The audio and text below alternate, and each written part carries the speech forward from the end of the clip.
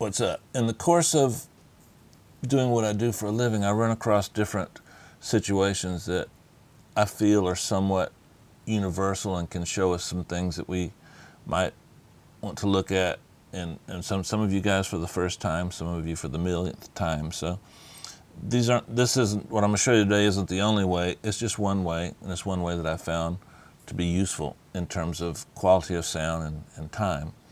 Now, this kick drum came to me with a couple little issues, and I'm going to show you how I solved them. Now, first of all, look at this curve.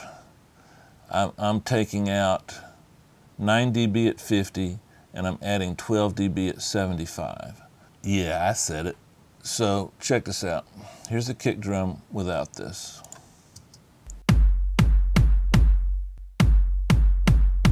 With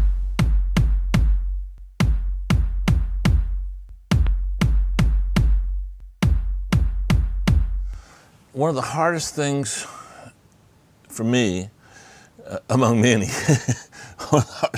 everything seems hard, and if it's not, I got a knack for making it hard. So one of the hardest things and one of the last things that my ear got accustomed to dealing with was frequencies below 100. And then what makes things even more difficult is when you've got a peak next to a valley. Think of the inverse of this. Now I had a peak here, and so I pulled that down, and I had a valley here. Now look here, I'm only 25 cycles apart. That's nothing. So if I start messing with this and I pull this peak down, now this valley here goes even down further. I've fixed part of it, ruined the other part. Okay, here's a valley here. If I go to EQ this up, the peak that exists here gets even worse. That's what's kind of interesting about this and fun, because these things are really hard to hear. So now we've got that sorted out. We've got that repaired. Now, I could add more, but once I smooth this out, my parallel chain is going to be happy, happy, happy. So I added a little bit more 80 here. Now, look at these settings. They tend to work really well. This attack is a good place to start. This release is a good place to start. This ratio is a good place to start. One of the things the digital domain does really well is compression, especially de-essing. And these settings, to me, are a good place to start if you want to kind of emulate a DBX 160 XT. They're not exact, and by the way, those settings on that particular unit, they change with the amount of, with your threshold, with the amount of program material that you're reducing. So they're moving all the time. These are going to be static. This is a good starting spot. And then once you run it through the compressor, you're going to lose a little bit of low end. So we're boosting the crap out of 100. Okay, guys, remember this. I'm at minus 7.8. Okay. So now here's my kick drum sound.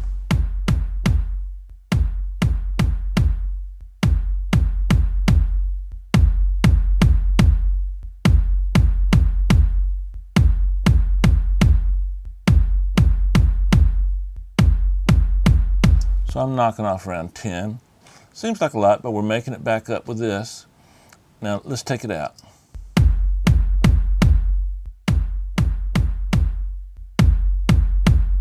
Now if depending on what type of music we're using, we might want to do this.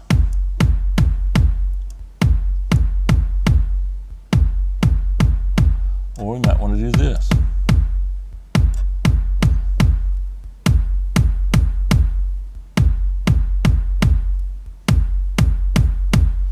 Okay?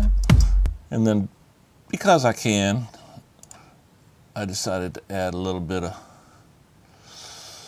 this kick drum that reminds me of a Stargate kick drum. I love their stuff, so let's check that out for the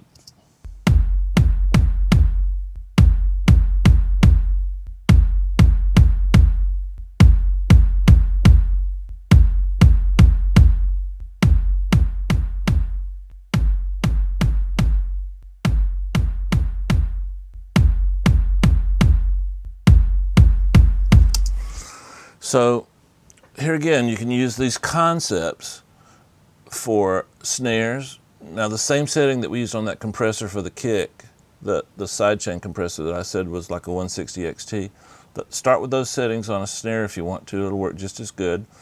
The compressor that we were using on our sidechain, these settings might be a good place to start if you're working on a snare and you want to parallel that, knock off about 10 or whatever.